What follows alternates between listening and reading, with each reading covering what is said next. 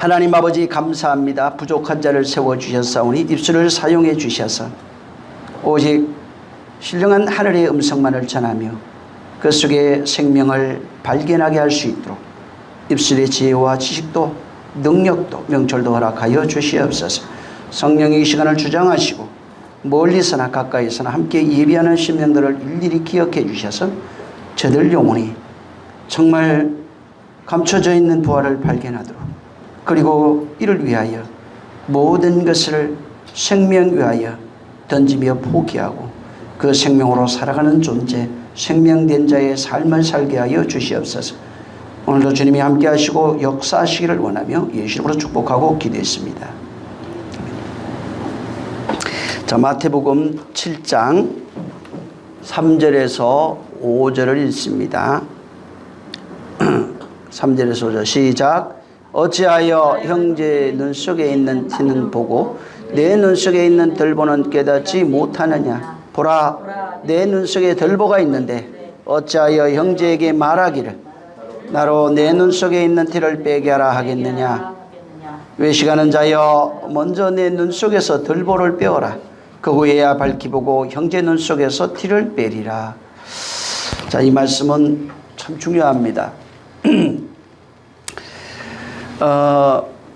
전에도 말씀을 드렸지만 5장에 있는 이제 산상수훈이죠. 이게 다 지금. 근데 5장에 있는 말씀을 통해서 팔복을 말씀합니다. 그리고 그 말씀 속에 있는 내용을 가지고 6장에서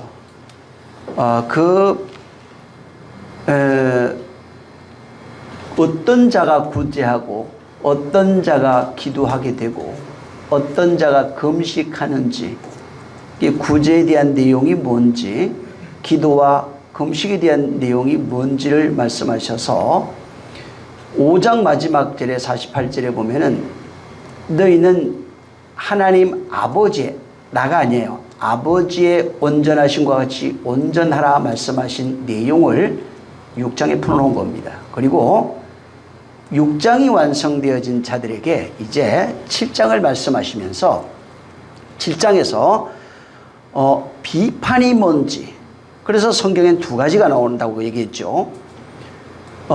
비판하라, 비판하지 말라라고 하는 두 가지가 나오는 겁니다. 비판하는 내용이 뭔지를 말씀을 드렸고, 비판하지 않는 것이 무엇인지를 말씀을 드렸습니다. 또한 헤아리는 것이 뭔지, 헤아림을 받아야 되는 것과 헤아리는 것에 대한 내용을 7장 1절 서두에, 이거는 7장에는 오직 5장 6장을 통과한 자들에게, 이것이 되어진 자들에게 비판하는 자가 되라, 비판하지 말라라고 하는 두 가지 말로서, 또 헤아림을 받아라, 이것이 바울로는 바로 시험이라고 하는 단어를 썼습니다. 그래서 그 내용을 말씀을 드린 겁니다. 그 다음에 이제 오늘 이 7장 3절에서 5절은 1절, 2절의 내용이 뭔지에 대한 내용을 다시 한번 여기에 설명하고 있는 겁니다. 특히 7장 1절부터 11절에 있는 내용이 있습니다. 굉장히 중요한데 이것을 신학적으로도 그렇고 성서적으로도 보통 기독교의 황금률이라고 합니다. 그래서 이것을 그대로 해야 된다. 모든 목사들 혹은 또 일반적으로 알고 있는 우리들조차도 그대로 지켜 행하는 것, 그리스도인의 어떤 율례와 도덕, 기독교인으로서 갖춰야 될 덕목 혹은 어떤 자세, 이렇게 이제 우리가 이것을 보고 있습니다. 그래서 기독교의 황금률이라고 합니다. 그래서 이게 12절에 보면은 그러므로 무엇이든지 남에게 대접을 받고자 하는 대로 너희도 남을 대접하라. 이것이 율법과 선지자다. 7장 1절부터 11절을 얘기를 하신 이후에 이 말씀을 말씀하고 있는 겁니다. 이게 남을 대접받고 싶어? 이거 우리 많이 하는 얘기잖아요. 그럼 네가 먼저 대접해야지. 이게 바로 선지자고 이게 율법이잖아. 이렇게들 알고 있는 겁니다.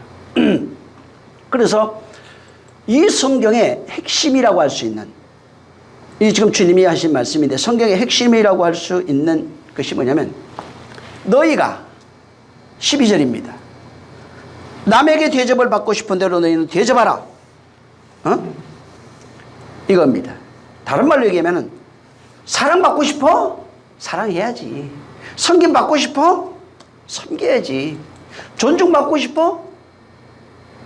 네가 존중해야지. 응? 이 원리로서 그렇게 성경이 흘러가고 있습니다. 근데 거기에 섬김받고 싶으면 섬겨야 되는 내용을 사실 잘 모릅니다. 사랑받고 싶으면 사랑해야 되는 내용, 사랑이 뭔지를 모릅니다. 존중받고 싶으면 존중을 해야 되고, 대접을 받고 싶으면 대접을 해야 되는데, 그것이 뭔지를 사실은 이해를 못하고 전부 다 인간적인 것, 윤리와 도덕적인 것으로 생각하고 있는 겁니다. 그냥 우리가 표면적으로 보여주고 있는 이 12절에 있는 그 말씀을 그냥 우리가 생각하는 대로 그렇게 이해를 하고 있다면, 예를 들어서 다른 사람에게 대접을 받고 싶어요. 그러면 다른 사람을 대접해야 돼요. 자, 이게 보통 우리가 보는 겁니다. 만약에 그렇게 본다면은 복음의 진리라고 하는 이 성경에 나타나 있는 이 생명들을 말하는데, 이것을 성경은 우리에게 생명 주는 얘기예요. 그럼 생명을 얻기 위해서 남을 대접해야 되는 겁니까? 이 성경의 목적이 뭐냐면, 우리에게 예수 그리스도 안에 있는 생명을 주시고자 기록되었다고 그랬어요. 그래서 구원을 주시는 하나님이라 이렇게 말합니다. 자, 그러면 이 12절을 해석을 해야 되는데, 그러면 내가 대접을 하면은, 남을 대접하면 생명을 주시는 건가요? 남을 존중하면 그럼 내가 생명을 얻을 수 있는 존중을 받나요? 다른 사람을 섬기면 내가 하나님이 주시는 생명을 받을 수 있나요? 여기는 지금 성경은 생명에 관한 얘기를 합니다. 피에 관한 얘기를 하고 있어요.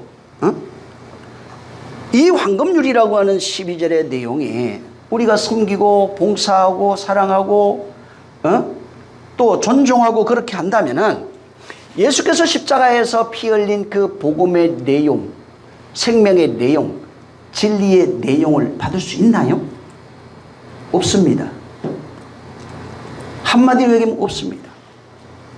그러면 여기서 말하는 그 내용의 내용과 의미를 알아야 되는 겁니다.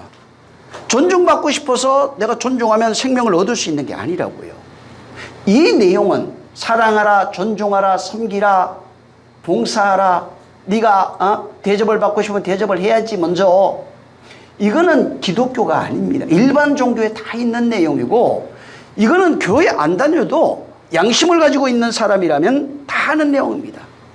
특히 그런 인간관계나 자기개발, 인간개발에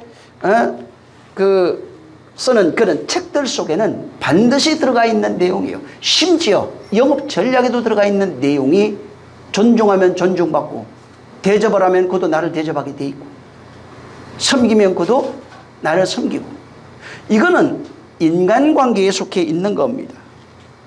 그러면 그 내용이 아니라는 걸 알아야 돼요. 여기 12절을 그냥 원문으로 보면은 어떻게 나오냐면, 그러므로 이 모든 것을 너희가 바란다면, 이 모든 것이 뭘까요? 1절에서 11절까지 있는 내용들입니다. 바란다면은 그 사람들이 너희에게 행하기를, 그렇게 돼 있어요. 그 사람들이 너희에게 행하기를 그렇게 바란다면, 이거 이제 거꾸로 돼 있으니까, 자, 그러면 네가 바라고 있다면, 그러면 너희가 행해야 돼요. 그들에게 이것을 행하라, 이렇게 나와요. 그리고 그렇게 하는 것이 율법과 선지자, 이게 다예요. 그렇게 하는 것이 율법과 선지자야. 그들에게 뭘 행하면 하는 것이 율법과 선지자, 이렇게 되어 있어요. 그럼 원문에는 대접이란 말 자체가 없어요. 원문에는 대접이라고 하는 말 자체가 없어요. 대접을 받고자 하는 대로 대접하라, 이거 자체가 없다고요. 그렇게 해석할 수 있는 단어가 없는 거예요. 그냥 다른 사람이 나에게 행하기를 바라는 그것이라고 나와요. 다른 사람이 나에게 행하기를 바라는 그것이 무엇이냐는 말이에요. 다른 사람이 내게 행하기를 바라는 것. 이거는 우리는 대가로 여기 번역을 해놨지만은 어떤 대가를 얻기 위해서 바라는 그런 내용이 아닙니다. 어떤 대가를 바라기 위해서 얻는 내용이에요. 그들이 바라는 것, 그들이 행하기를 바라는 것. 자, 예수님이 산상수훈에서 말씀하신 복음이 있습니다. 뭐 예를 들면 그 내용이 산상수훈에서 여기 굉장히 많죠. 여기 보면은 팔복이 나옵니다. 순서로 얘기를 한다면. 자, 그 다음에 빛과 소금 나옵니다. 그 다음에 하신 말씀이 율법을 완성해서 이렇게 나와요. 완성할 거야, 내가. 완전케 하러 왔어. 이렇게 합니다. 그 다음에 네 가지가 나오는데 살인하지 말아라. 간음하지 말아라. 도둑, 거짓 증거하지 말아라. 사랑하라. 이렇게 나왔어요. 그 다음에 6장에 와서 이제 그게 5장의 내용이고 6장에 오면은 구제해야지. 기도해야지. 금식해야지. 이 내용이 거기 들어가 있습니다. 이런 내용들이 있는데 자, 이 말씀을 하신 예수님이 이 말 지금 7장에 있는 말씀을 하고 있는 거예요. 자, 예수님이 지금 제자들에게 말하고 있는 거예요. 자, 예수님이 제자들에게 그들이 행하기를 원하는 게 뭘까요? 또 제자들이 예수님이 행하기를 원하는 것이 뭘까요? 예수님이 그들에게 이익을 바랬고 도움을 바랬고 또 어떤 자기에게 유익한 것을 얻기 위해서 바라는 것을 원하는 것을 얘기하시는 건지 또 제자들도 마찬가지입니다. 제자들이 진짜 원하고 바라는 것. 예수님은 어떨 때는 너희가 알지 못하는 것을 구한다 이런 얘기도 합니다. 그런데 자기를 안다고 분명히 얘기를 하고 있어요. 진짜 인간들이 바라야 되는 것, 원해야 되는 것, 그것이 뭐냐는 말입니다. 자, 진짜 하늘의 복을 받은 성도, 하나님의 생명을 가지고 있는 성도가 바라는 게 있어요. 진짜 내가 알아요. 생명을 가지고 있어요. 자, 진짜 내가 진리를 압니다. 하늘의 생명을 가지고 있습니다. 뭘 바랄까요, 그러면? 다른 사람에게 바라는 게 뭘까요? 예수님이 똑같아요. 예수님 생각해 보세요. 예수님이 진짜 생명을 가지고 진리를 알고 있고 하늘을 알고 있고 아버지를 다 알고 있습니다. 그분이 다른 사람에게 바라는 게 뭘까요? 원하는 게 뭘까요? 한 가지밖에 없어요. 그게 뭐냐면 내가 가지고 있는 이것을 저희도 가지길 바라고 내게 있는 생명을 저희도 가지길 바라고 나와 똑같은 자가 되기를 바라는 겁니다. 복음의 진리를 알기를 간절히 바라는 게 주님의 마음이에요.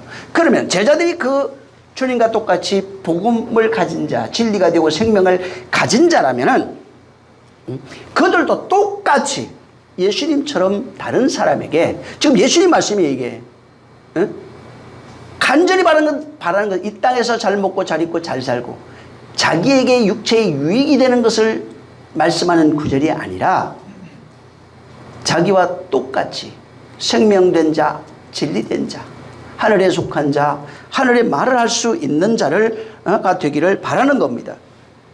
그래서 예수님이 알고 있는 그 복음, 그 진리, 그 내용을 저들에게 전해주고 싶은 거예요. 그리고 그들이 그 진리를 가져서, 그 생명을 가져서 그 진리로 대화할 수 있고 서로 대화하며 서로 그 진리를 나누며 나를 대하기를 주님이 바라실 겁니다. 그게 주님의 요구예요. 진리된 자들도 똑같은 마음, 주님과 똑같은 마음을 가지는 겁니다. 그래서 여기 행하다 하는데 우리가 먼저 하나님 앞에 행하는 것은 없습니다. 성경에는. 하나님이 먼저 우리에게 행하시는 거예요. 회개도, 기도도, 열심도, 사랑도, 모든 섬김도 하나님의 열심이라고 표현되어 있지만 이것을 행하시는데 그 행하시는 모습의 결정체로서 예수 그리스도께서 오신 겁니다.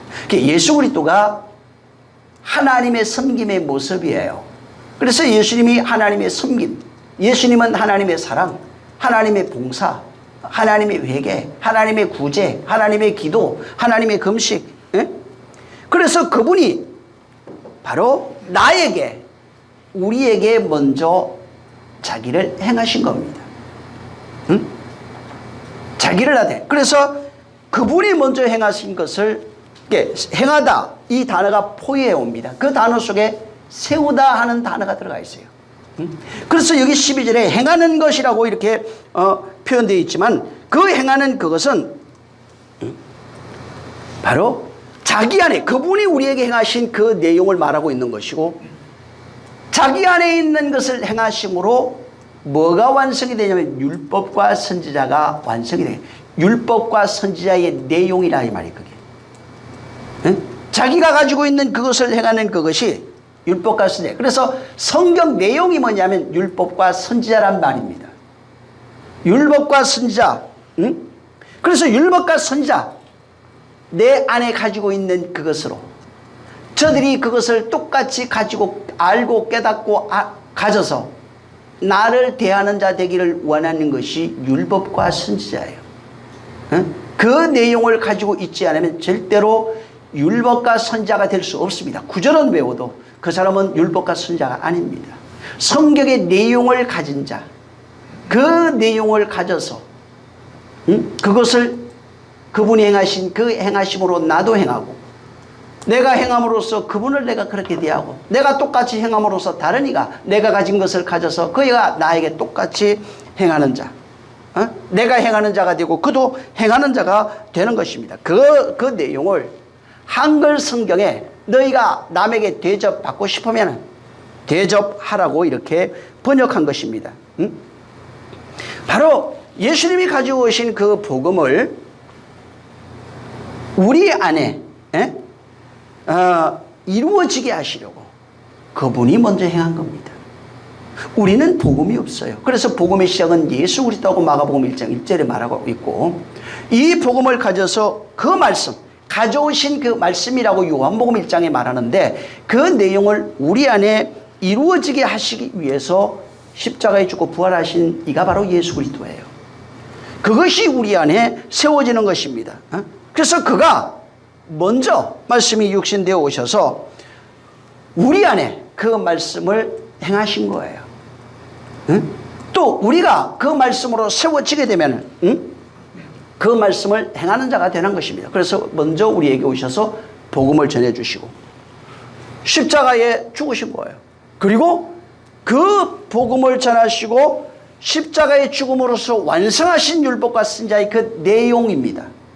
내용을 성령으로 말미암아 우리에게 전달해 주신 거예요. 그것을 로마서 8장에 가면 그리스도의 영이다, 영 이렇게 말합니다. 영. 어떤 요한복음 6장에는 예수님은 말이다 이렇게 얘기했어요. 이것을 성령이 오셔서, 그래서 그의 영으로 이렇게 말합니다. 영으로 우리 안에 완전케 하시고 그 말씀이 이루어지게 하시고 우리 안에 완성시키시는 내용이에요. 그래서 이 12절의 내용도 율례와 법도에 관한 내용이 아닙니다. 마찬가지로 이 본문에 있는 내용 전부 다 율례와 법도에 관한 내용, 왼밤 때리면 오른밤 갖다 대는 내용이 아니에요. 율례와 법도, 착하게 살아가는 그런 내용을 지금 말씀하시는 것이 아닙니다. 여기 내용은 전부 다 진리, 복음 속에 담겨있는 진리가 완성되는 그 내용을 담고 있고 그렇게 보고 해석해야 되는 겁니다. 율법과 선지자의 내용 전부 다 율법과 선지자가 뭐예요? 이 성경이 나에 대해서 말하고 있는 겁니다. 그럼 나에 대해서 말하는 내용이 뭐예요? 율법을 완성하신 예수 그리스도를 말하고 있는 겁니다. 복음 속에 담겨있는 내용, 생명의 내용을 말하고 있는 거예요. 이것을 말하는 겁니다. 그래서 성경 전체는 율법 속에 담겨있는 생명의 내용들이에요. 진리를 말하고 있고 생명을 말하고 있고 그것을 행하시는 예수 그리스도의 모습을 여기에 담고 있는 겁니다. 자, 그 시각으로 3절을 보면은 어찌하여 형제의 눈 속에 있는 티를 보고 내 눈 속에 있는 들보를 깨닫지 못하느냐 이렇게 말합니다. 여기 두 가지가 나오죠. 나의 들보, 내 눈 속에 있는 들보, 형제 속에 있는 티끌로 나옵니다. 자, 그러면 이것도 뭘로 봐야 돼요? 율례와 법도가 아닙니다. 이것을 보니까 나는 큰 죄 있고 너는 작은 죄 있다. 이런 식으로. 물론 깊이 들어가면 그런 뜻이 전혀 없다 이렇게 말할 수는 없어요. 근데 그 내용은 아닙니다. 여기에 대개가 들보는 큰 허물, 큰 죄, 티끌은 작은 허물, 작은 죄, 이렇게 해석을 합니다. 자, 일반 사람들이 참 보통 그 죄악으로 살아가는 자, 율례와 법도 속에 특히 율법의 관점으로 시각을 가지고 있는 사람들은 보통 어떤 자기도 모르게 자기가 가지고 있는 관념이 뭐냐면 나는 나 자신에게 변호사로 대합니다. 자기에 대해서는 굉장히 너그러워요. 그리고 나를 내 밖에 있는 어떤 존재, 이건 뭐 부모, 형제 상관없어요. 어떤 존재든지 검사로 대합니다. 자기 자신에게는 무지무지 너그러운데 다른 사람에게는 너그러움은 전혀 없습니다. 오직 선악을 판단하는 시각으로 그들을 보게 되어 있는 것입니다. 이 모습이 바로 인간인 아담의 모습이에요. 너는 좀 더 잘났고 나는 덜 낫고 이 모습이 아니야. 그게 인간이라 이 말이에요. 그게 선악과 먹은 인간이 살아가고 있는 사람의 모습이에요. 그래서 인간의 본성이 선악을 판단하고 살아가는데 내 안에 있는 욕망이 있어요. 이 욕망이 자기 자신을 한없이 변호합니다. 죽을 때까지 자기를 합리화합니다. 자기를 변호하고 합리화하고 확장해 갑니다. 그걸 욕망이라고 그래요. 그것을 욕망이라고 하는 것은 나에 대한 모든 것들, 타인에 대한 모든 것이 욕망이에요. 그래서 욕망은 모든 사람의 욕망은 자기에게 관대하고 남에게는 원칙적입니다. 논리적이고 원칙적이에요. 자기 자신에게는 절대로 논리적이지 않아요. 원칙적이지 않아요. 인간적입니다. 근데 이 본문에서 지금 말하고 있는 건 들보와 티라고 하는 이 모든 것들이 율례와 법도 인간이 가지고 있는 선악의 기준을 말씀하신다고 한다면은 예수님이 지금 이 땅에 오셔서 산상수훈의 말씀 속에는 생명이 없는 겁니다. 지금 그것을 율례와 법도를 말씀하는 것이 아니라 바로 예수님이 산상수훈에서 말씀하는 것은 율례와 도덕이 아니라 진리와 생명이에요. 지금 그것을 말해주고 싶은 겁니다. 그 안에 이 내용이 담겨 있는 것입니다. 자, 그러면 여러분 여기에 나오는 내 안에 들보가 있고 형제의 눈 속에 있는 티가 있어요. 자, 그러면 눈이 뭔지 봐야 돼요. 눈은 보통 인간적으로 볼 때 일반적으로 우리 눈이라고 생각합니다. 맞아요. 그런 뜻으로 쓰여져 있어요. 근데 문제는 여기서 말하고 있는 눈은 물리적인 눈이 아니에요. 물리적으로 말하는 것을 말하는 게 아닙니다. 성경에서 나오고 있는 눈이 있어요. 물론 세 가지가 나오는데 땅의 육체를 말하고 있는 눈이 있어요. 성경에는. 그 다음에 혼이 가지고 있는, 영혼이 가지고 있는 눈이 있어요. 그 다음에 하늘의 눈이 있어요. 이 세 가지가 다 있습니다. 근데 여기서 주님이 말씀해 주고 싶은 그 눈은 육체라고 하는 그 눈을 말씀하시는 것이 아니라 거의 성경에 나타나고 있는 눈이라고 하는 그 단어 속에 있는 그 내용은 영혼이 가장 많이 나옵니다. 인격적인 내용이 가장 많이 나옵니다. 그래서 성경에서 나오는 눈을 찾아보면 대부분이 마음의 눈이에요. 마음의 눈, 전부 다 거의 대부분이 마음의 눈이에요. 이 마음의 눈이 뭐냐면 진리를 보는 눈입니다. 인격을 보는 눈이에요. 영적인 것을 볼 수 있는 눈이에요. 그래, 물질적인 눈을 말하는 것이 아니라 인지론적인 것, 그런 눈을 말하고 있는 겁니다. 여러분 여기 놔두고 마태복음 5장 29절을 한번 봅니다. 시작. 만일 내 오른 눈이 너를 실족게 하거든 빼어버리라. 내 백체 중 하나가 없어지고 온몸이 지옥에 던지우지 않는 것이 유익하니라. 여기 오른 눈, 오른쪽에 이게 덱시오스라고 하는 단어입니다. 이것은 데코마이라고 하는 단어에서 오는데 그 어근이 이제 데크예요. 오른쪽, 또 오른편 이런 의미를 가지고 있어요. 자, 그래서 여기 지금 이 말씀에 이 오른 이걸 눈이라고 하는 이것을 문자 그대로 만약에 육체의 눈으로 이것을 해석하게 되면은 오른편에 있는 이 오른이 어려워져요. 그냥 왼쪽 오른쪽이 돼버립니다.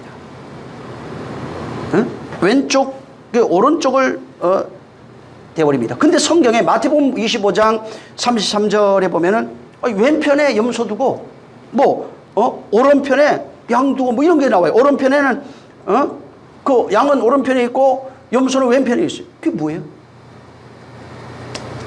이런 것을 해석을 해야 됩니다. 이게 또 그 25장 41절에 보면 오른편에 있는 자에게는 복 받은 자라고 그러고 왼편에 있는 자는 떠나라 막 이렇게도 얘기하고. 그럼 이게 우리가 말하는 그냥 그분이 기준으로 봐서 왼쪽 오른쪽 나눠지는 그 내용을 말하는 것이 아닌 것을 알아야 됩니다. 오른이라고 하는 것은 전부 다 오른쪽이 방향을 얘기하는 것이 아니라 하나님 편이란 뜻입니다. 왼편은 하나님 건너편이란 뜻입니다. 그러니까 오른편은 하나님과 하나된 존재를 얘기를 하고 있고 왼편은 하나님과 떨어져 있는 존재, 하나님 반대편에서 사단적인 일을 하고 있는 존재를 전부 다 왼편으로 표현해 놨어요. 그러니까 하나님을 떠나 있는 존재가 왼편이고 하나 되어 있는 존재가 오른편입니다. 자, 그럼 이제 이 본문에 그의 눈이 이제 나와요. 형제의 눈 이런 게 나옵니다. 자, 이게 뭐냐면 눈이 있는데 하나님의 말씀을 볼 수 있는 눈이 있고 보지 못하는 눈이 있어요. 이게 인지론적이라고 그랬잖아요. 마음의 눈입니다. 그 진리를 볼 수 있는 눈이 있고 보지 못하는 눈이에요. 어떤 이는 밭에 감춰져 있는 보화를 발견하는 눈이 있고 발견하지 못하는 눈이 있어요. 생명을 볼 수 있는 눈, 진리를 볼 수 있는 눈을 가진 자가 있고 그걸 보지 못하는 자가 있는 겁니다. 다시 말하면 그 눈은 하나님의 말씀을 볼 수 있어야 돼요. 진리를 볼 수 있어요. 귀도 마찬가지예요. 귀도 나오는데 보면 하나님의 음성을 들을 수 있어야 돼요. 귀도 듣지 못하는 귀가 있고 듣는 귀가 있어요. 보는 눈이 있고 보지 못하는 눈이 있어요. 말하는 입이 있고 말하지 못하는 입이 있어요. 전부 다 말하잖아요. 근데 성경은 넌 말하지 못한다고 말합니다. 말하고 있는데 말하지 못해요. 말하는 입이 있고 말하지 못하는 입이 있는 겁니다. 그래서 그 눈이 하나님의 말씀을 보고 그것을 받아들이지 못하면 그 눈이 보세요. 진리를 보고 받아들여야 되는 눈인데 볼 수 있어야 돼요. 근데 눈이 보지 못하니까 진리를 받아들일 수가 없는 겁니다. 볼 수 있어야 길을 갈 수 있고 보지 못하는 자를 바울은 몽학선생이라고 표현합니다. 그래서 맹인 예수님도 맹인을 인도하면 둘 다 빠진다. 구덩이에 빠진다고 말합니다. 그래서 볼 수 있어야 바른 길을 갈 수 있고 볼 수 있어야 그것을 바로 내가 받아들일 수 있는 거예요. 근데 눈이 어두우면 어떻게 돼요? 백체 중에 그 눈이 어두우면은 너는 어둠에 거한다 이렇게 말합니다. 당연하죠. 진리를 보지 못하는데 여전히 어둠입니다. 빛이 없는 상태. 창세기 1장 2절에 흑암이면 그냥 흑암이에요. 눈이 떠 있어도 그냥 흑암입니다. 거기에 빛이 비치는 것을 볼 수 있어야 비로소 이건 어둠이고 이건 빛이라고 하는 것을 발견할 수 있게 되는 겁니다. 그래서 여기에 그 눈이라고 하는 게 사람들이 보통 나쁜 것, 죄 짓는 것, 엄란한 것 이런 걸 보면은 그것이 잘못된 눈이고 그리고 너를 넘어지게 하는 눈이고 그래서 그런 거 보지 말아야 된다. 그래서 눈이라고 하는 것들도 전부 다 율례와 도덕으로 금욕으로 바꿔놨어요. 그래서 전부 다 나쁜 것, TV, 영상 전부 다 이렇게 다 바꿔놨어요. 예, 금욕주의. 그래서 금욕해야 된다. 금지해야 된다. 절제해야 된다. 이런 식으로 전부 다 그 말씀을 바꿔놓은 겁니다. 근데 그게 아니라는 거예요. 그 눈이 아니에요. 세상에 가지고 육체가 가지고 있는 그 눈은 세상을 다 보게 돼 있어요. 그걸 안 본다고 해서 안 보여지는 게 아닙니다. 다 보는 거예요. 그래서 눈이 뭘 봐야 돼요? 근데 성경에서 말하는 눈은 아까 얘기한 것처럼 하늘의 것을 볼 수 있어요. 이 성경은 하늘의 것을 말하고 있고 하늘의 것을 보여주고 싶은 거예요. 생명을 말하고 있고 생명을 보여주고 싶은 거예요. 그러면 보라는 게 눈이 전부 다 하늘의 것입니다. 하늘의 것을 보라는 얘기예요. 그것을 보지 못한 것이 어둠이고 사막이고 간음이고 전부 다 이렇게 나옵니다. 응? 마태복음 6장 한번 22절을 읽어보세요. 눈을 뭐라고 얘기를 하는가? 자, 시작. 눈은 몸의 등불이니 그러므로 내 눈이 성하면 온몸이 밝을 23절. 눈이 나쁘면 온몸이 어두울 것이니 그러므로 내게 있는 빛이 어두우면 그 어두움이 얼마나 자, 보세요. 크느뇨. 세상 사람들을 육체로 가지고 있는 맹인들을 빗대서 말하는 거예요. 그 맹인을 얘기해 주겠어요. 그거 모르는 사람이 어디 있어요? 자, 그걸 빗대 가지고 눈은 몸의 등불이에요. 당연한 얘기 아닙니까? 근데 그 눈이 성하면 온몸이 밝아요. 눈이 성하다는 게 뭐예요? 전에도 얘기했죠. 진리를 볼 수 있는 눈이 있으면 그 빛을 봐요. 그래서 말씀이 빛이라고 나와요. 빛을 볼 수 있는 눈이냐 이 말이에요. 요한복음 1장에 나오는 내용입니다. 빛을 볼 수 있는 없는 눈이라면은 온몸이 어두워요. 육체 눈 가지고 있어도 여전히 그는 어둠에 있는 겁니다. 마태복음 9장 29절에 예수께서 저희 눈을 만지시며 가라사대 너희 믿음대로 될지어다. 아니, 눈 만졌는데 왜 믿음하고 도대체 눈이 무슨 연관이 있길래 눈을 만지시면서 말씀하시되 너희 믿음대로 될지어다. 30절에도 그 눈들이 밝아지는 눈들이에요. 눈들이 밝아진지라. 예수께서 엄히 경계하시되 상가 아무에게도 알게 하지 마라. 여기서 말하는 게 마태복음 지금 6장 9장 나오는 내용이 뭐예요? 눈이 밝아졌다는 내용이 뭐예요? 거듭났다는 얘기입니다. 중생이라는 얘기예요. 하늘의 빛을 보는 눈이라 이 말이에요. 하늘의 생명을 볼 수 있는 눈이 됐다는 겁니다. 육체를 통해서 주님의 모든 비유는 없는 것을 말하는 게 아닙니다. 실제를 들어서 알고 있는 것을 그것을 그 실제 내용을 비유로 해서 그 안에 내용을 담아 생명을 전해주고 있는 거예요. 그래서 예수님이 비유라고 하는 단어를 쳐보면 예수님이 전부 다 말씀하실 때 신약 성경에 또 비유로 말씀하시되 비유로 이게 전부 다 나와요. 근데 거기 있는 것들은 실상 원래 있던 얘기들이에요. 일어난 얘기들이라고요. 그 내용을 말해주고 싶은 게 아니에요. 그러면 비디오 찍어서 전달해주면 되지. 그 내용을 말해주고 싶은 것이 아니라 그리고 하는 얘기가 뭐예요? 깨달을 자는 깨달으라는 거예요. 그 안에 뭐가 있다는 얘기예요. 우리가 상식으로 알고 있는 내용을 말해주고 싶은 것이 아니라 그 안에 뭐 내용이 있어요. 그것을 깨달을 수 있는 자는 깨달으라. 깨닫지 못하면 여전히 바로 어둠이 되는 것입니다. 그래서 눈이 밝아졌다. 거듭났다는 얘기입니다. 중생했다는 얘기예요. 빛을 볼 수 있다는 얘기예요. 생명을 본다는 얘기고 성경을 본다는 얘기고 말씀의 내용을 본다는 내용입니다. 근데 여기는 그런데 6장에 그랬는데 여러분 한번 저 13장 보세요. 그 반대로 얘기해요. 거기는 13장 15절 한번 시작. 이 백성들의 마음이 완악하여져서 그 귀는 듣기에 둔하고 눈은 감았으니 이는 눈으로 보고 귀로 듣고 마음으로 깨달아 돌이켜 내게 고침을 받을까 두려워함이라. 네. 보세요. 백성들이 마음이 완악해. 완악에 대한 얘기 했죠 저번에. 마음이 완악해가지고 못 들어요. 못 봅니다. 응? 그래서 눈을 감았다고요. 뭐가 감아요? 마음이 완악한 상태를 감았다. 못 본다. 듣지 못한다. 그러면서 다시 마음 얘기를 하고 있는 거예요. 마음의 눈, 마음의 귀. 응? 하나님의 말씀을 은혜로 생명으로 깨달아 듣고 보지 못하면 어두운 겁니다. 보지 못하는 거예요. 듣지 못하는 거예요. 다시 말해서 여기에 영적 무지에 대하여 너희가 보지 못한다, 듣지 못한다. 그리고 그 영적 무지자들 마음이 하나님 말씀을 받지 못하고 듣지 못하는 자들에 대해서 여전히 어둠에 갇히고 있는 자들이다. 구덩이에 빠져 있는 자들이다. 사망 아래에 있는 자들이다. 이렇게 말하고 있는 겁니다. 불신자들, 거부하는 자들, 자기 아집과 고집으로 가득 차 있는 자들, 마음이 이 하나님의 말씀에 담겨 있는 내용을 보지 못하고 깨닫지 못하고 가지지 못한 상태를 완악하다, 눈을 감았다, 귀를 막았다. 그래서 성경에도 보면 서대반이 복음을 전할 때 일심으로 거기 나와요. 그렇게 길을 자기가 막고 스스로 길을 다 막았고 막 이런 게 나와요. 안 되겠다는 얘기입니다. 왜? 자기 고집이 자기를 죽이는 것입니다.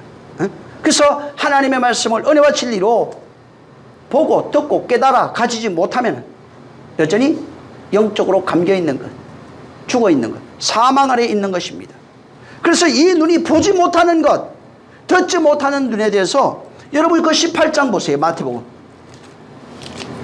9절 한번 읽어보세요. 뭐라고 되냐? 왜 이 말씀이 나오는지가 그래서 알 수 있어요. 9절 시작. 만일 내 눈이 너를 범죄케 하거든 빼어내 버리라. 한 눈으로 영생에 들어가는 것이 두 눈을 가지고 지옥불에 던지우는 것보다 나으니라. 그 눈, 진리를 보지 못하고 깨닫지 못하고 알지 못하는 눈이면 빼버려.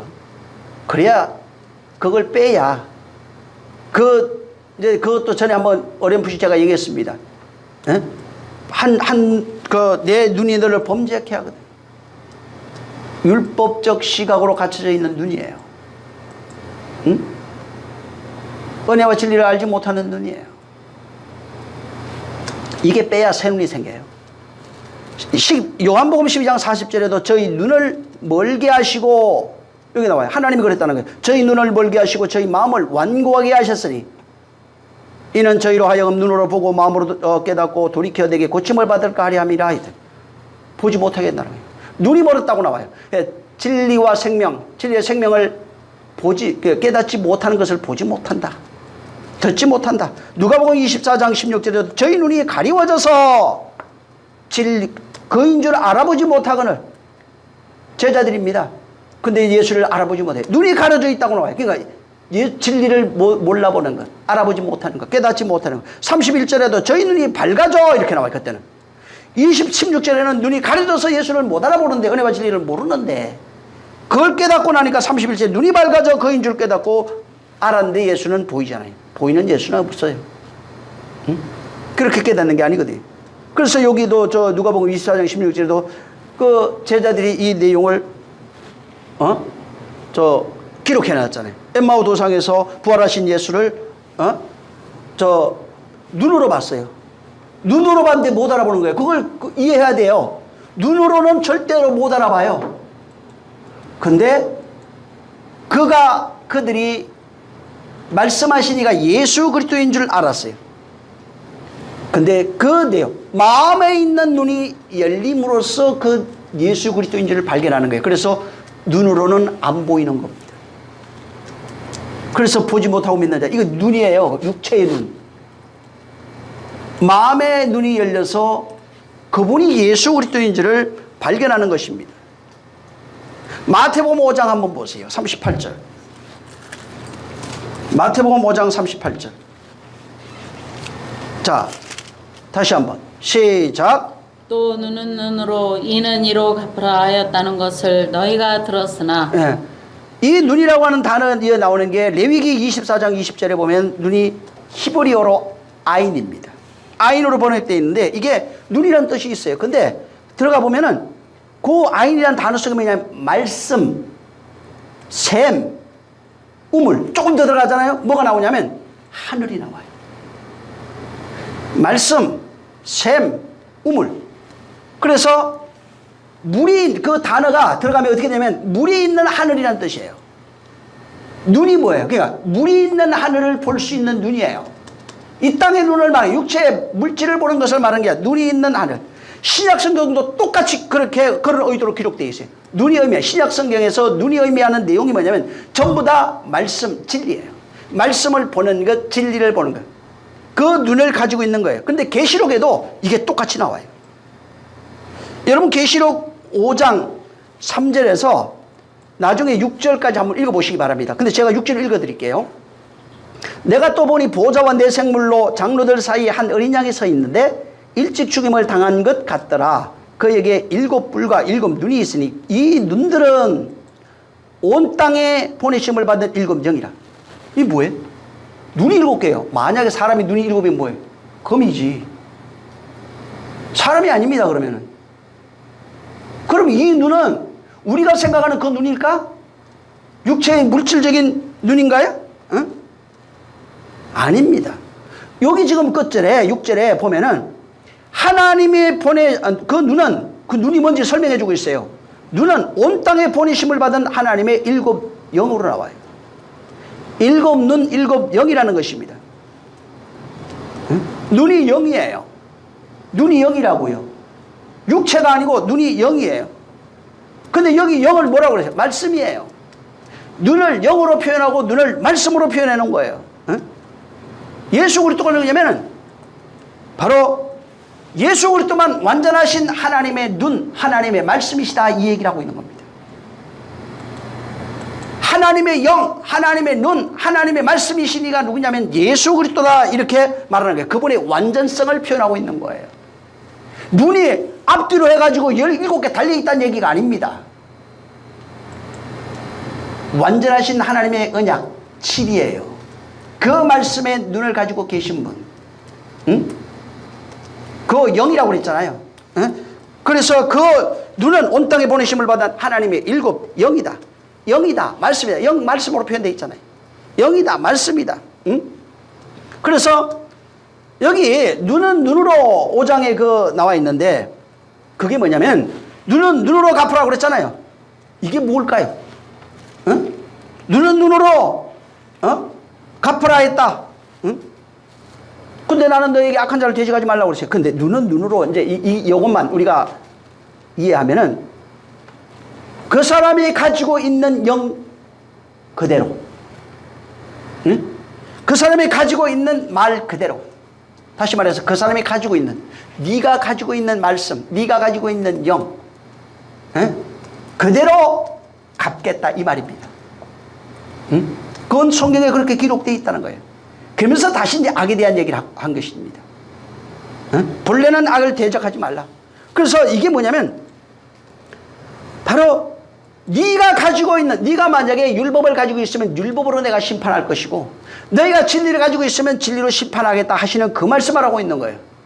예수께서 그 내게 네가 가지고 있는 그 말씀대로 율법을 가지고 있느냐, 진리를 가지고 있느냐. 근데 예수님이 어떤 병자 고칠 때, 약한 자 고칠 때 어떻게 해요? 네 믿음대로 될지어다, 이 말씀하셨잖아요. 그게 그 내용이에요. 이 믿음대로 될지어다, 네 믿음대로 될지어다. 네 믿음이 뭐예요? 네가 가지고 있는 믿음이 뭐냐, 이 말이에요. 율법을 믿음으로 가지고 있으면 안 되는 것이고 사망 아래 있는 것이고, 생명을 믿음으로 가지고 있으면 되는 것이고, 네 믿음대로 될지어다. 그러니까 네가 가지고 있는 믿음이야. 율법을 믿음으로 가지고 있냐, 생명을 믿음으로 가지고 있느냐, 네 안에 있는 믿음 그대로, 네 안에 있는 말씀 그대로 될 것이다. 내가 그렇게 할 거다. 네가 가지고 있는 그 믿음대로 내가 판단할 거다, 이렇게 돼 있는 거예요.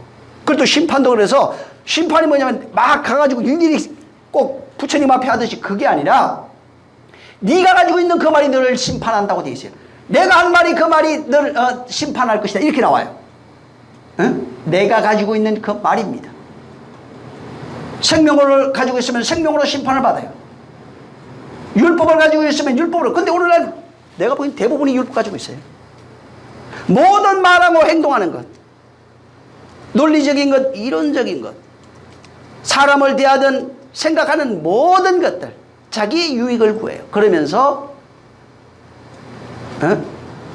그게 아담의 특성이라고 그랬잖아요. 그러면서 율법으로 대합니다. 심지어 거의 대부분은 자기 자신조차도 율법으로 왜 대하고 있는 겁니다. 그래서 율법적 기준에, 그래서 내가 가지고 있는, 아무도 하나님 앞에 핑계 못합니다. 왜? 내가 나를 말하고, 내 안에 있는 것으로 내가 말하기 때문에, 내 안에 있는 것으로 나를 판단하고 다른 일을 판단하게 되어 있기 때문에 그런 겁니다. 응? 만약에 내가 율법 가지고 있으면 하나님은 나를 율법으로 판단하겠다는 거예요. 내가 진리를 가지고 있으면 하나님은 나를 진리로 판단하겠다는 겁니다. 응? 그래서 은혜 받으라 말하는 거예요. 은혜 받고 너희가 진리 되는 자가 되라는 것입니다. 그래서 여기에 바로 이 눈이라고 나오는 이 말씀들이 성경에서 말하는 어떤 눈들은 사물을 보는 눈이 아닙니다. 이 눈은 하늘의 것을 보는 눈이에요. 영원한 것을 보는 눈을 말하는 것입니다. 근데 오늘날 사람들이 이게 이단들, 신비주의자들이 공통점이 하나 있어요. 전부 다 이 눈을 물질적 눈으로 얘기를 하면서 이 물질적 눈을 가지고 신비한 것을 보는 것처럼 사기쳐놨어요. 엠마오 도상에서 예수님을 눈으로 봤을 때 못 알아봅니다. 영의 눈이 열려서 그걸 알아봤을 때 못 보게 하신 거예요. 근데 오늘을 본다 그러면 다 쫓아다녀요. 비몽사몽간의 꿈을 꾸고 환상을 볼 수 있어요. 그건 눈이 아니에요. 비몽사몽간이라고 해요. 영의 눈으로 보다 이런 거예요. 근데 본 것도 성경에 나오는 99%가 환상과 비유입니다. 진리가 아니에요. 그 속에 뭐가 있는 거예요. 근데 자기가 본 거니까 말한 건 맞지만은 그 내용을 발견하는 것은 별개의 문제입니다. 내용을 모르면 그냥 그것도 비유로 또 고치는 거예요. 우리가 살아가고 있는 삶이 지금 비유입니다. 예수님이 들었던 모든 것이 비유입니다. 성경에 나오고 있는 모든 구약의 모든 사건들이 전부 다 아브라함의 삶이 비유입니다. 자, 그러면은 내용을 말해주고 싶은 거예요. 그래서 그 내용을 봐요. 아브라함의 삶 속에 나오는 내용이 뭐예요? 왜 이스마엘 거기에 이스마엘 우리 안 좋은 사람 버려진 자 이렇게 얘기해요. 아닙니다. 거기 왜 12아들 기록해놨을까요? 이름들 찾아보세요. 왜 야곱에 이어서 12아들이 다시 나올까요? 근데 그런 내용 왜 쓸데없는 거 적어놓는 게 아닙니다. 옛날 있었던 사건도 맞아요. 이야기도 맞는 거예요. 근데 나쁜 것 좋은 거로만 보는 겁니다. 내용을 알 수가 없는 겁니다. 그렇게 되면. 그래서 예수님의 계시를 단순히 율례적, 율법적, 도덕적으로 보는 것이 아니고 그 속에 그분이 말하고 싶은 내용을 발견할 수 있는 눈이 있으면 하늘의 샘이 열린 거예요. 하늘의 생명, 하늘의 말, 하늘의 물을 볼 수 있는 것입니다. 그래서 그 눈을 열어주기 위해서 예수님이 죽고 부활하신 후에 성령으로 오셔서, 그래서 요한복음 14장부터 16장을 잘 읽어보면 성령이 오셔야 깨달을 수 있는 거야. 성령이 오시면 볼 수 있는 거야. 성령이 오시면 바른 길을 갈 수 있는 거야. 계속 말해주고 있음에도 불구하고 성령을 제한하거나 무시하거나 성령을 거역하고 있어요. 성령 안 받아도 된다고 말합니다. 절대 불가능한 얘기입니다. 사실은. 안 받은, 아니, 성령이 오셔야만 예수님은 된다고 이걸 깨달을 수 있다고 해요. 안 오셨는데 어떻게 깨달아요? 안 오셨는데 어떻게 설교하냐고요?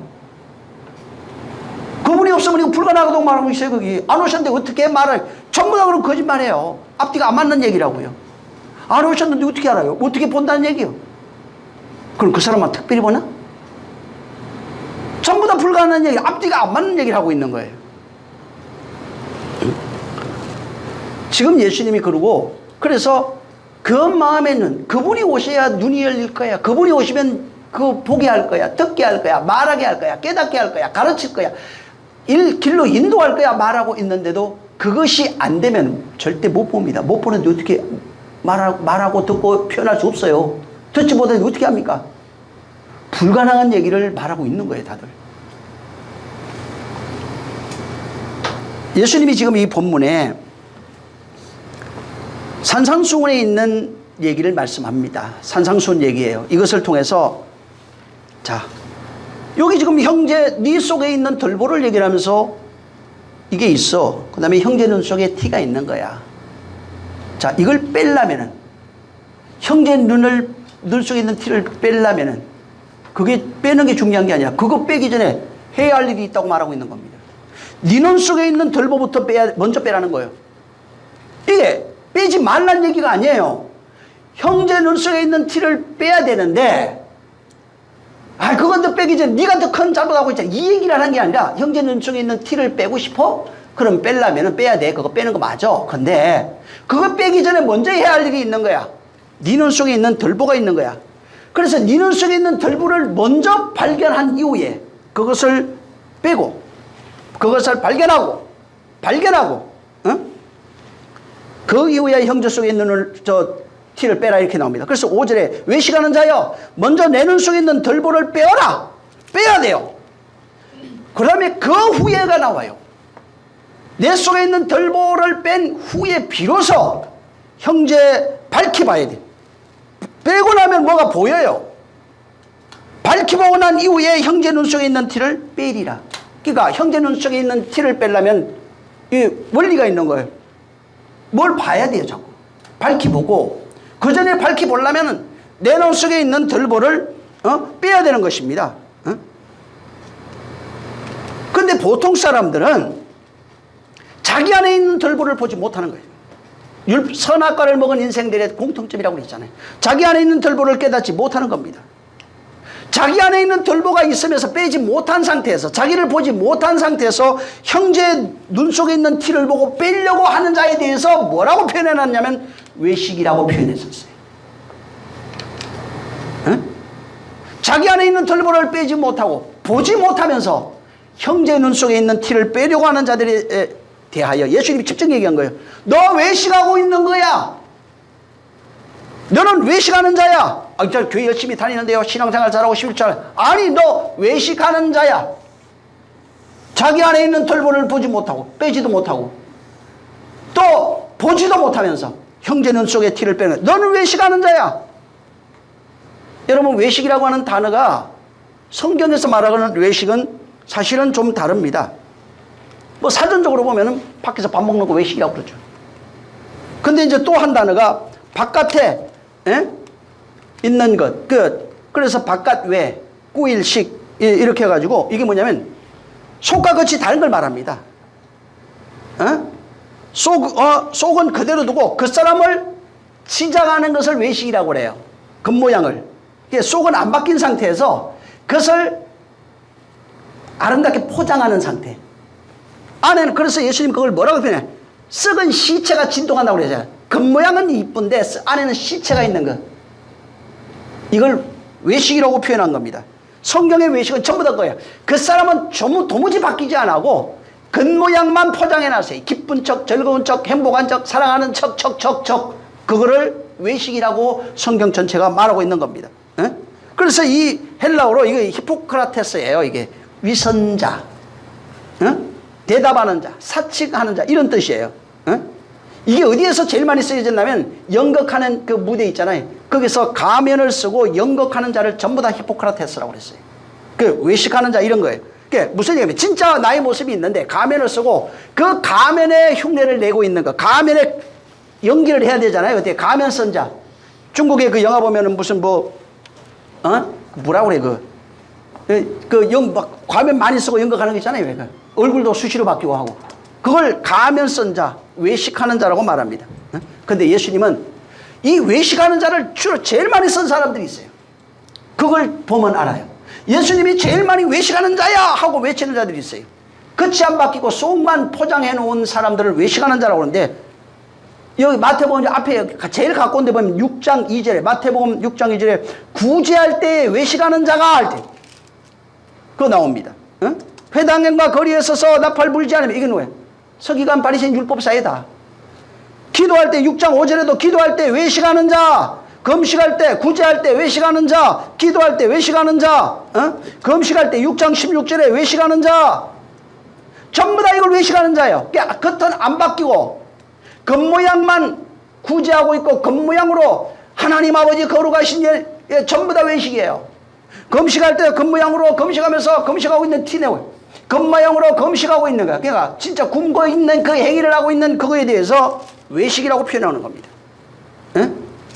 마태복음 23장 13절에 천국문에 대해서 화 있을진저 외식하는 서기관과 바리새인들이 하면서 천국문 앞에 사서 천국 안 들어가고 저도 못 들어가고 남들 못 들어가게 하는 자 외식하는 자라고 그래요. 지옥 자식이라고 하면서 23장 15절에 화 있을진저 외식하는 자 전부 다 서기관 바리새인 율법사들입니다. 속이 안 바뀌고 겉으로 살아가고 있는 존재들. 그 다음에 의와 인과 신에 대해서 마태복음 23장 23절에 화 있을진저 외식하는 서기관 바리새인들 11조에 대한 얘기. 겉은 안 바뀌면서 속은 안 바뀌고 겉으로 하고 있는 11조하고 나 11조 했는데 주일 한 번도 안 빠졌는데 전부 다 외식하는 자들. 그러니까 이게 외식이라고 성경에 써져 있는 예수님이 전부 다 그래요. 마태복음 23장 35절에 화이스대 서기관 외식하는 자, 서기관 바리새인들이라고 하잖아요. 겉은 깨거든. 대잔과 대접은 그대야. 안에는 탐욕과 방탕이 가득해요. 탐욕과 방탕. 안이 안 밖에 있는 거예요. 23장 27절에 회칠한 무덤이라고 그랬어요. 서기관과 바리새인들을. 안이 안 밖에 있어요. 29절에 선지자의 무덤이라고 그랬어요. 안에 죽은 시체예요. 그 다음에 24장 51절에 외식하는 자, 누가? 서기관과 바리새인. 이 사람들은 반드시 최후의 심판, 외식하는 자의 일에 처해질 것이다. 겉모양 그리스도인들은 종교로서 기독교 종교 가지고 있는 겁니다. 안 바뀌었어요. 아이고, 우리가 덜 바뀌어서 그래요. 아닙니다. 바뀔 마음이 없는 거예요. 아니면 아예 어떻게 바뀌는지 자체를 모르고 신앙생활을 안 하고 있는 거든지. 성경에 있는 논리를 말할지라도 속이 안 바뀌고 있는 거예요. 왜 안 바뀝니까? 성령을 순종 안 하니까. 안 따라가니까. 성경이 뭔지 모르니까. 그게 무슨 말이에요? 성령을 안 따르고 순종 안 한다는 게. 사랑, 순종. 이게 남자는 여자를 사랑하게 돼 있어요. 사랑으로. 근데 여자에 대해서 남자를 사랑하라 없어요. 거의. 여자는 순종과 복종, 섬김 이렇게 나옵니다. 그게 왜 그렇게 써놨을까요? 왜 여자에 대해서는 순종, 사랑, 성경. 그러니까 여자들 섬겨야 돼, 복종해야 돼. 성경 몰라도 한창 모르는 사람이에요. 왜 그러냐면 예수님 때문에 그래요. 예수님이 아버지를 순종했고 겸손했고 아버지 앞에 아버지의 뜻을 이룸으로써 하나 되어야 돼. 그러니까 순종, 섬김 이런 것들은 뭐냐면 신랑과 혹은 아버지와 하나 되어 있는 상태, 사랑의 상태를 말하고 있는 겁니다. 그래서 사랑이 완성이 되면은 십계명 얘기했죠. 부모 공경할 수 있는 상태를 말하고 있는 거예요. 완전한 사랑이에요. 그러니까 그분은 우리를 사랑해서 자기를 다 주는 것이지만 우리는 그와 하나됨으로써 부모 공경할 수 있는 자가 된 상태를, 그래서 아버지를 공경하고 나요. 그래서 예수님이 죽을 때 마지막 기도해요. 아버지가 하나는 그것을 다 이루었나이다. 아버지가 내 안에 있어 내와 아버지와 하나 된 것. 그러면서 아버지의 영광으로 나를 영화롭게 하셨네. 이걸 말하고 있는 거라고요. 육체적으로 섬기고 그런 게 아니고. 응? 그래서 너희가 내 사랑 안에 있으면 아버지 사랑도 받을 수 있는 거예요. 그 사랑을 깨달을 수 있는 거예요. 그리고 나는 아버지를 영원히 공경하는 자가 되는 거예요. 그게 공경, 섬김, 순종이에요. 그게. 응? 그래서 외식하는 자는 뭐냐면 전부 다 서기관 바리새인으로 나오는데 여기 지금 외식하는 자 나중에 한번 찾아보세요. 굉장히 많이 나오는데 공통적인 게 뭐냐면 율법을 받았어요. 혹은 양심으로 살아가고 있는데 율법을 받아서 율법의 내용을 깨닫지 못하고 율법을 껍데기로 알고 율법을 지켜 행하는 자가 외식하는 자들입니다. 에? 율법을 껍데기로 율례와 도덕으로 알고 지켜 행하는 것, 선악으로 알고 지켜 하는 것, 규범으로 알고 지켜 행하면서 하나님 앞에 나가서 내가 이렇게 하고 있습니다. 11조 잘합니다. 11조 나왔잖아요. 박하와 해양 얘기하면서 내가 이렇게 신앙생활 잘했고 예외 한 번도 안 빠졌고요. 에? 제가 저만 굉장히 하나님을 알고 있고요. 저한테만 특별히 하나님 사랑하시고 나만 깨달았고 이게 전부 다 잘못된 거예요. 에? 그걸 전부 다 율례와 규범으로 바꿔서 지켜 행해서 의롭게 되려고 하는 거예요. 내가 이걸 알면은 뭐가 바뀌어가지고 막 지켜 뭐가 된다는 거예요. 잘못된 거예요. 응? 그래서 그렇게 행함으로써 하나님이 나를 인정해 주시고 우리만, 특히 너희 우리 다 그러잖아요. 이단들 신천지 보세요. 다 우리만 택한 백성 아니라고요. 행함으로써 의롭게 되려고 하는 그 자체가 율법 안에 있는 겁니다. 행함으로써 잘 행해서 잘 섞여서 뭐가 그러면 자기 공로로 구원받는 거예요. 예수 공로는 아무 소용 없어요. 그 사람한테 자기 의로 구원받는 거 아니에요. 그게 불교하고 뭐가 다른 거예요. 이름만 바뀐 거지. 율법을 주신 이유가 있습니다. 성경에 우리에게 율법을 주신 그 이유가 율법의 그 기능이 뭐냐면 우리의 죄악을 폭로합니다. 다른 말로 얘기하면 우리의 속사람을 폭로해요. 속사람의 상태를 드러내는 것입니다. 응? 속사람의 상태를 드러내는 이유가 뭐예요? 예수 앞에 서게 하려고 하는 겁니다. 왜 예수 앞에 서게 하려고 하는 겁니까? 은혜 받으라고. 왜 은혜 받으라고 그러니까? 오늘날 은혜 받고 끝냈죠? 아니에요. 은혜 받으라고. 왜 은혜 받으라고 그러는 거예요? 진리를 알라고. 왜 진리 알아야 되는 거예요? 생명을 가진 자가 되라고. 왜 생명 가져야 되는 거예요? 그분과 하나 돼서 영원히 하나님과 하나 된 자로서 아버지가 나를 영화롭게 하고 내가 아버지를 영화롭게 하는 자가 되게 하려고. 은혜에 다 머물러 있잖아요. 진리를 말하고 있지만, 성경을 외우고 있지만 진리는 그 안에 없는 서기관과 율법사 바리새인 같은 자가 돼. 그래서 지도 지키지 않으면서 남의 것 지켜 행하라고 무거운 짐을 지우는 자가 되는 거예요. 그래서 외식하는 자는 말 그대로 율법을 행위로 알고 예수 앞에 안 나가는 겁니다. 응? 은혜 받을 마음이 없어요. 예수 앞에 나오게 됐어요, 오늘날. 근데 은혜는 받았는데 말씀을 깨달아서 하나 되려고 하잖아요. 말씀을 깨달아 하나 돼야 바뀌는 거거든. 응? 그게 한 달란트예요. 나중에 한 달란트에 대한 또 깊은 얘기가 있지만은, 응? 내가 그 말씀을 가져서 예수 앞에 나가서 은혜 받고 바로 그분으로 하나 되어지는 삶을 살아야 돼요. 그분으로부터 하시는 말씀, 신약성경에 있는 말씀을 율례와 도덕으로 받으면 안 됩니다. 행위로 받으면 안 되는 거예요. 규범으로 받으면 안 되는 거예요. 근데 그걸 받지 않으면 예수 그리스도의 십자가의 도에서 버려지는 존재가 되는 겁니다. 예수 그리스도의 십자가의 도가 어디서 완성하는 겁니까? 2000년에 완성한 거 맞아요. 근데 진짜 완성은 그것도 보여준 거예요. 내가 이렇게 해서 이걸 가지라고. 완성은 우리 안에서 진짜 완성이에요. 밖에서 완성이 아니에요. 그건 밖에 있는 것은 나와 전혀 상관없는 얘기입니다. 그분이 일어나서 뭐예요? 진짜 일을 보여주려고, 쇼하시려고 내가 이렇게 죽은 거야, 나 섬겨야 돼, 이 얘기하려고 하는 게 아니라 죽음을 은혜로 주시겠다고 그랬잖아요. 부활을 은혜로 주신 거예요. 그러면 우리 안에서 죽음과 부활이 완성돼야 완성 아니겠어요? 우리 안에서 이것이 완성이 돼요. 근데 완성이 안 되면 버려지는 것입니다. 여러분, 기독교의 본질을 알아야 됩니다. 내가 하나님의 말씀으로 은혜와 진리로 창조해, 율법을 가진 자가 진리로 창조되는 게 불을 깨닫고, 불교입니다. 스님이 가르쳐요. 설파한다고 그러잖아요.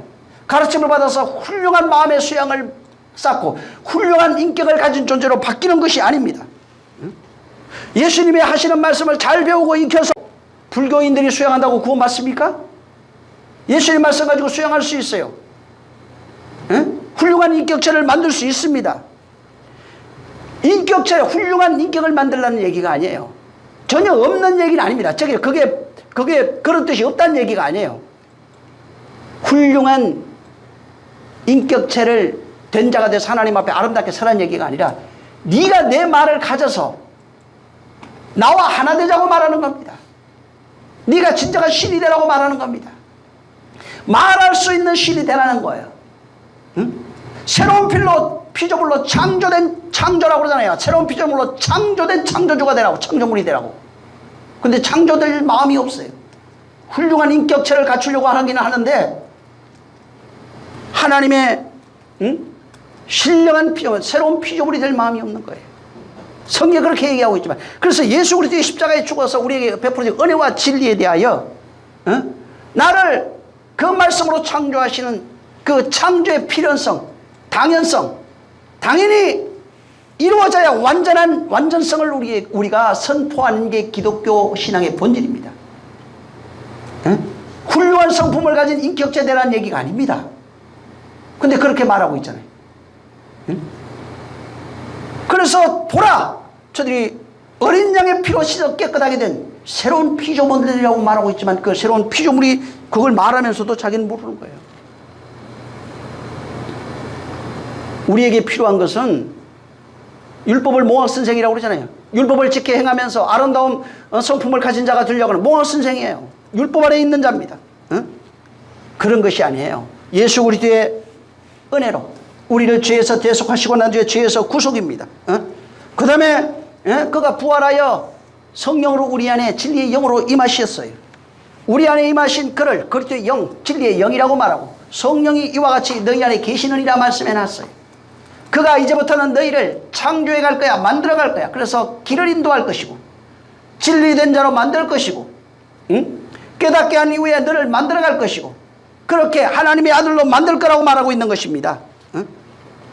그분이 잘 가르쳐서 훌륭한 인격체를 만들어서 이 세상에서 남들이 보기에 아름다운 그런 그리스도인의 모습으로 포장된 존재를 만들려고 하시는 것이 아니에요. 그래서 예수님이 그러잖아요. 성령으로 진짜 바뀐 자는 이 세상에 핍박받아 죽어버린다고. 응? 훌륭한 인격체를 갖춘 사람은 세상에서 환영합니다. 그러나 진짜 신앙인은 환영 안 합니다. 죽여. 부처님처럼 성가처럼 그렇게 그런 인격을 수양해서 훌륭한 아름다운 신앙인이 되라고 얘기를 했으면 안 죽었을 겁니다. 또 그걸 위해서라면 죽을 필요도 없어요. 예수가 왜 죽어야 되는 거예요? 왜 부활하시고 그가 그리스도의 영으로 우리 안에 들어오셔야 되는 거예요? 우리가 알고 있는 율법적 그런 사고, 윤리와 도덕적 사고라면 그럴 필요가 없어요. 응?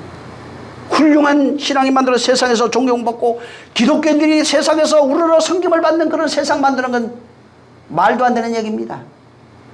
성경과 완전히 다른, 그게 서기관 바리새인, 그걸 외식이라고 주님이 말하고 있는 겁니다. 응?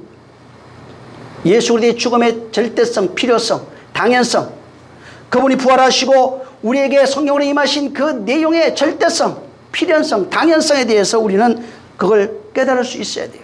만약에 그걸 얘기하지 않는다면 도덕 강의해야 됩니다. 도덕군자 되는 거예요. 선비되는 겁니다. 에? 훌륭한 신앙인, 에? 도덕적 성숙인이 되는 거예요. 성경은 도덕적 성숙인 만들려고 그러지 않습니다. 에? 아름다운 신앙인을 만들려고 그러는 게 아니에요. 에? 그것을 목표로 하지 않습니다. 그걸 목표로 말하고 가르치는 모든 자들 사실은 성경을 전혀 모르고 있는 거예요. 응? 오직 예수님이 말할 때 너희는 외식하는 자들이야. 에? 그 아는 바뀌는 겉으로 포장하고 있는 모든 상태를 외식이라는 거예요. 그러니까 하나님이 주신 율법을 가지고 그 율법으로 아름다운 행위를 만들어서 하나님께 의롭다 여김 받으려고 그러는 게 그게 외식이라고요. 성경 그렇게 말하고 있어요. 그걸 위해서 지금 오늘날 얼마나 했습니까? 주일 한번 빠지면 죽는 줄 알아요. 그러니까 주일 예배가 뭔지도 모르는 거예요. 지금. 예배가 뭡니까? 저 이번에 저 유럽 갔을 때 강의한 게 그거였어요. 예배가 뭐죠? 예배가 몰라요. 금식이 뭐예요? 섬김이 뭐예요? 응? 안식이 도대체 뭐냐고요? 기본 사항이 없어요. 전부 다 지켜 행하는 걸로 알고 있지. 응? 그래서 열심히 안식일 지키려고 그러고 해 떨어지면 지키려고 그러고 응? 행위로서 아름답게 포장하고 전부 다. 근데 하나님은 속을 보고 있는데 그 바뀐 것이 전혀 없는데 예수님이 뭐라고 그래요? 그들을 이 독사이 새끼들아, 서기관은 외식하는 서기관들과 바리새인들이여, 이 회칠한 무덤들아, 시체들아, 썩은 내가 진동한다. 너는 독사의 새끼들이다. 예수님은 외식하는 자들에 대해서 독사의 새끼라고 말합니다. 그러니까 독사의 새끼 그랬다고 또 뱀의 후손들하고 또 따져 족보. 네가 독사의 새끼라고요. 그렇게 말하고 있는 거예요. 율법을 가지고 그 사람이 도무지 율법으로 바뀌지 아니하고 속 사람이 바뀌지 아니하고 율법적 교례와 율법으로 바꿔서 살아가고 있는 하나님 앞에 자기를 아름답게 그 사람을 포장하고 있는 상태가 독사의 새끼라고 말하는 겁니다. 그래서 하나님 말씀으로 겉으로만 하는 척, 아닌 척, 좋은 척, 즐거운 척, 신앙인인 척, 뭔가 가지고 있는 척, 근데 안에는 자기의 의와 욕망으로 가득하고 충만하고 율법적 선악의 기준으로 충만하고 윤리와 규조와 법도로 충만하고 이걸 회칠한 것도 넌 죽은 자라 이 말하고 있어요.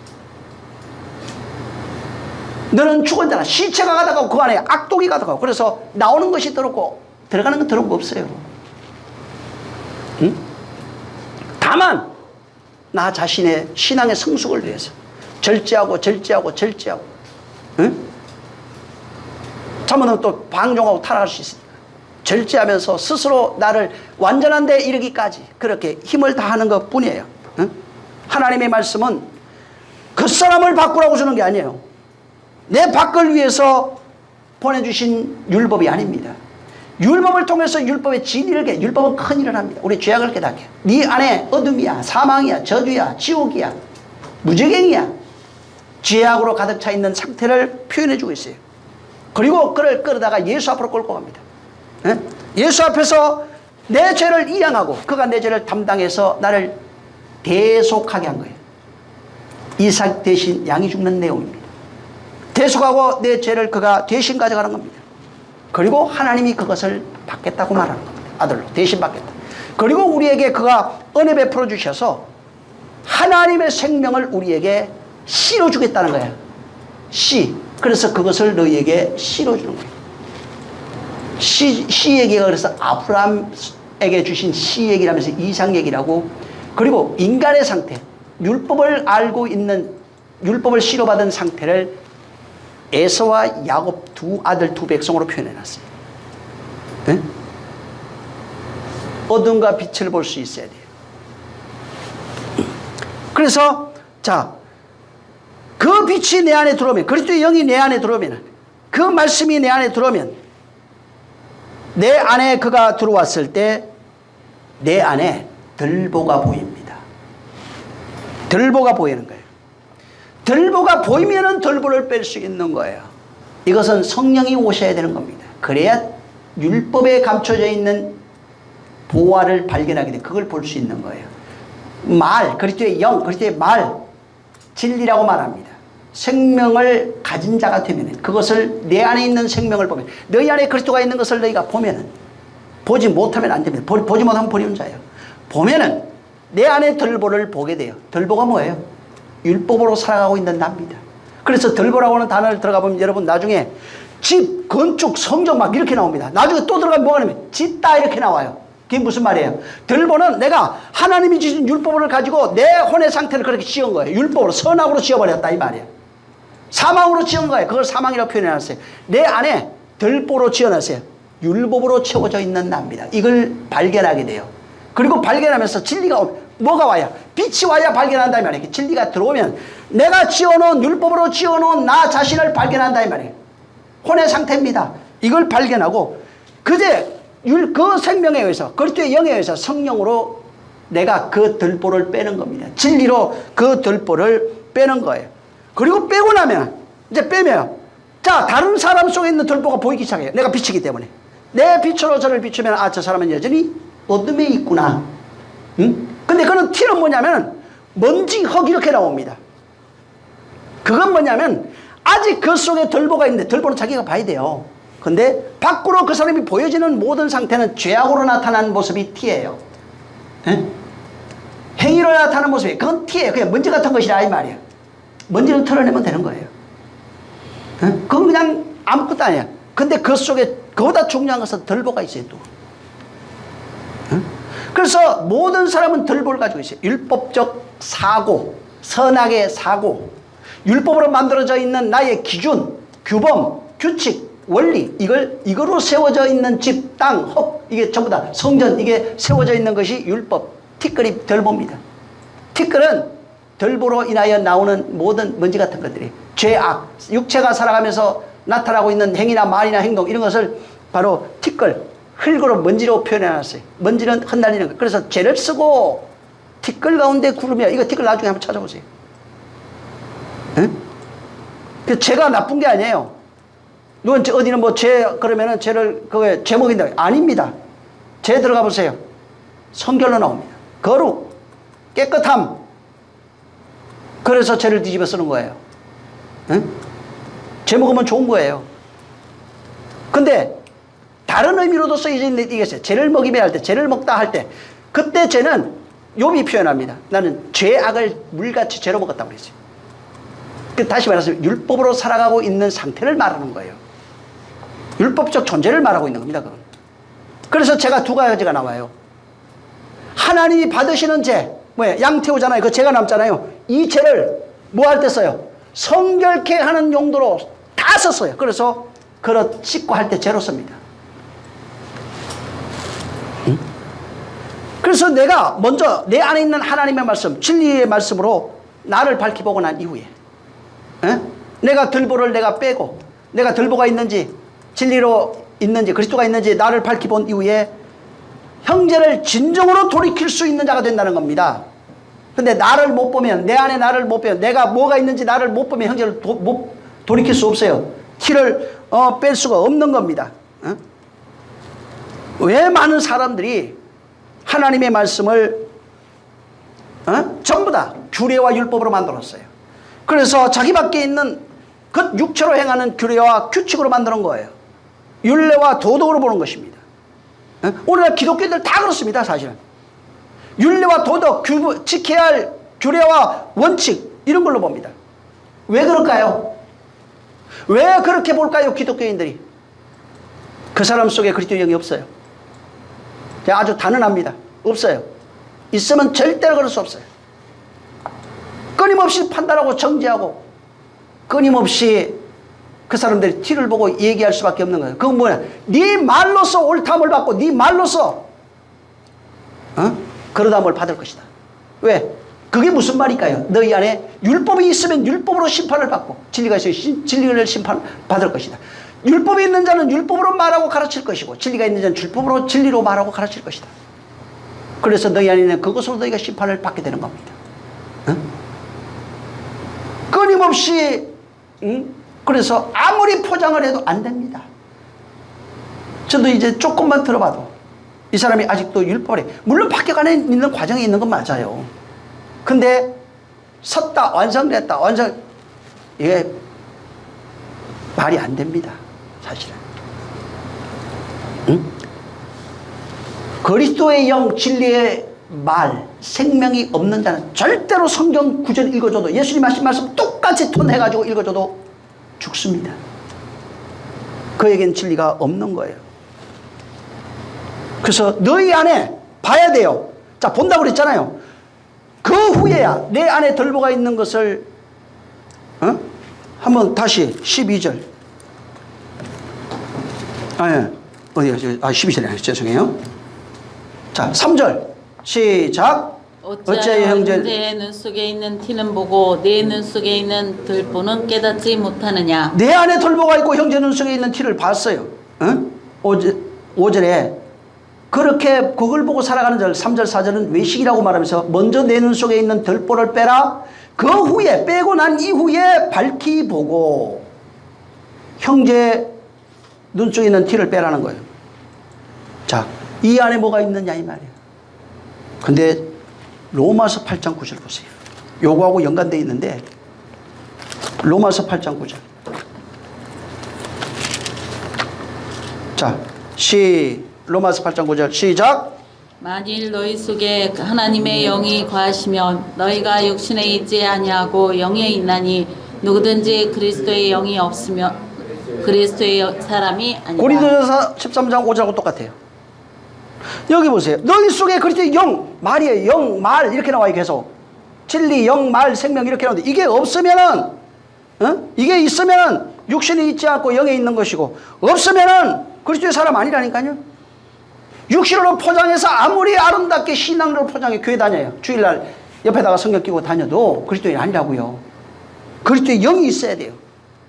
누구 안에? 내 안에, 너희 안에 진리가 있어야 덜보를 뺄 수 있어요. 그리고 나를 밝히 볼 수 있어요. 그리고 난 이후에 남들도 볼 수 있어요. 그 사람의 덜보 빼는 건 성령이 하는 거예요. 티를 빼줄 수 있는 건 덜보는 우리가 못 빼요. 성령만이 할 수 있어요. 사실은. 티는 행위로 나타나는 것들입니다. 이건 말해줄 수 있는 거예요. 응? 근데 내 안에 덜보 있으면서 그거 불가능한 얘기입니다. 뺄 수 있는 게 아닙니다. 우리 밖에 있는 하나님의 말씀이 우리 밖에 있는 율례와 도덕 규범이라면은 다른 아직 율법 안에 있다는 얘기예요. 그리스도의 영이 없다는 것입니다. 그리스도의 영이 내 안에 들어왔다면 정말 내 안에 있다면 자신을 돌아보면 알아요. 너희 안에 그리스도가 있는지 영이 있는지 나를 돌아보라는 거예요. 그 영이 있으면 덜보가 빠져 그 영에 의해서 만들어지면 그 말씀에 의해서 내가 세워지면 내가 덜보가 빠져나가고 있는 거예요. 깨지고 있는 겁니다. 그래서 그리스도의 영이 내 안에 들어와서 성령이죠. 성령에 들어오는 겁니다. 내 안에 생명이 돼요. 그리스도의 영이 있어요. 내 안에 생명이 돼요. 내가 그 영을 가지고 있는 상태를 성전이라고 말합니다. 그리고 그 영이 나를 지배하고 있으면 하나님의 지배, 하나님의 사랑받는 존재, 하나님이 함께하고 있다 이렇게 말하고 있는 겁니다. 그래서 그 영, 성경 신약성의 영 혹은 말, 성령 이런 식으로 진리, 생명 이런 식으로 표현되어 있어요. 이것이 안에 있고 난 이후에야 비로소 다른 형제를 굳게 해줄 수 있어요. 덜보는 하나님이 해요. 내가 못 빼요. 그거는 하나님은 해주셔야 본인이 깨달아야 돼요. 그리고 그 티 같은 게 보여요. 이런 것은 이렇게 권면해 줄 수 있다 이 말이에요. 이런 것은 진짜 신앙인으로서의 모습. 그래서 형제를 빼는 이유가 뭐예요? 형제를 굳게 하려고. 믿음에서 떨어지지 않게. 근데 이 권면도 안 맞는 사람이 태반이에요, 사실. 아무리 얘기해도 못 듣습니다. 왜? 그래서 예수님이 들을 귀가 없다고, 보는 눈이 없다고, 말할 수 있는 입이 없다는 것입니다. 하나님의 말씀을 유리와 법도로 지키면 안 됩니다. 또 율례로 지키면 안 됩니다. 규례와 율례와 법도가 되는 순간에 자기 의가 드러납니다. 내 의를 드러내, 자기 의를 포장하는 거예요, 그게. 자기 의를 드러내는 거예요. 자기 의를 어떻게 드러내니까? 자기 안에 있는 의가 어떻게 되냐면은, 보세요. 내가 의가 있어요. 율법적 기준이 있어요. 그걸, 그 다음에 나를 포장하는 방법이 그것으로 행위를 만들면 되는 겁니다. 착하게 살아가. 그걸 나타내는 겁니다. 자기 행위를 나타내요. 그 다음에 이 행위가 자기가 의롭다는 것이 언제 드러납니까? 가장 많이 드러날 때가 있어요. 다른 사람을 정죄할 때 드러납니다. 다른 사람을 정죄하는 건 뭐예요? 나는 의롭고 너는 나쁘다 이 얘기예요. 그래서 다른 사람을 정죄할 때 나를 포장하는 자기 안에 감춰져 있는 자기 밖으로 드러나는 의가 너는 이래서 나쁜 거야. 이게 죄악이야. 이거 안 되는 거야. 하고 그 다른 일을 정죄할 때 포장되어 있는 자기 의가 가장 많이 드러납니다. 그래서 행위로서는 남한테 말하지 않을 텐데 행위로서 자기 의가 드러나고 가장 자기 의가 많이 드러날 때 다른 사람을 정죄할 때. 근데 나는 너를 정죄하지 않는다고 그러죠. 생명된 자는 정죄하지 않습니다. 정죄할 필요가 없어요. 정죄하지 않아요. 아예 정죄 자체가 안 된다고요. 왜 안 되냐면 자기 안에 있는 덜보를 보고 그걸 빼고 있거든요. 그 다음에 자기를 밝혀보고 있어요.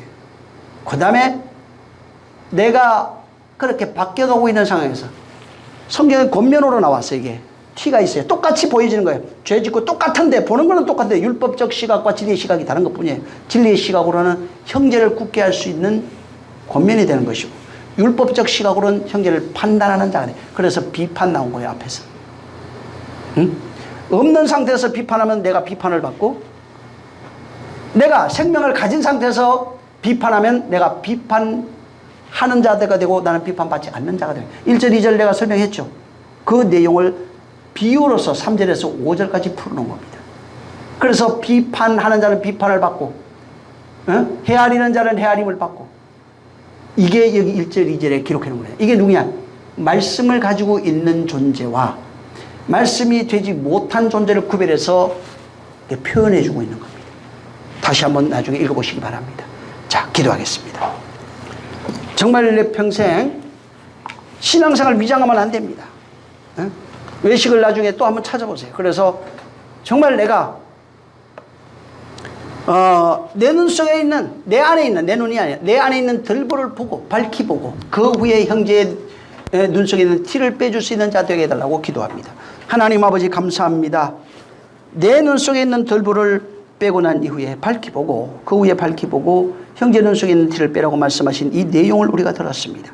하나님 아버지와 율법적 시각으로 살아가는 외식하는 자 세계관 바리새인 율법사 되지 않도록 역사하여 주시옵소서.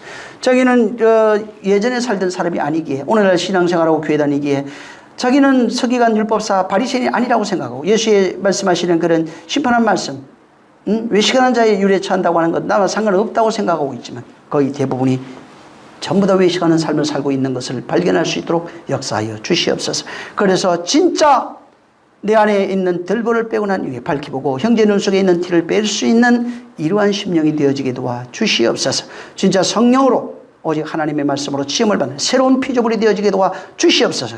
과거에는 내가 율법을 받아 행함으로써 내 의를 세우는 성전을 만들었으나 곧 바벨탑을 쌓았지만 이제는 그것을 허물고 바로 성령으로 세워지는 하늘에서 그래서 신이 내려온 것이오니 신이 내려와서 다른 말을 중으로 언어를 흩어버린 이유가 그 말, 율법으로 살아가는 말을 흩어버리고 이제 생명 진리로 다시 세워서 하나님의 말로 살아가는 자, 성령으로 살아가는 자를 비유로 이미 그렇게 노아 홍수 이후에도 말씀해 주셨사오니 이와 같은 역사가 저들에게 가득하게 도와 주시옵소서. 성령의 오늘도 함께 하시기를 원하며 예수 이름으로 축복하고 기도했습니다. 하늘에 계신 우리 아버지여, 이름이 거룩히 여김을 받으시오며 나라에 임하옵시며 뜻이 하늘에서 이룬 것 같이 땅에서도 이루어지리이다. 오늘날 우리에게 일용할 양식을 주옵시고 우리가 우리에게 죄진 자를 사하여 준 것 같이 우리의 죄를 사하여 주옵시고 우리를 시험에 들게 하지 마옵시고 다만 악에서 구하옵소서. 나라와 권세와 영광이 아버지께 영원히 있사옵나이다. 아멘. 아멘. 감사하신 주여, 주의 평강이 있도록 역사하여 주시옵소서. 성령이 역사하시고 하나님의 행복으로 충만케 하여 주시옵소서. 하나님 말씀.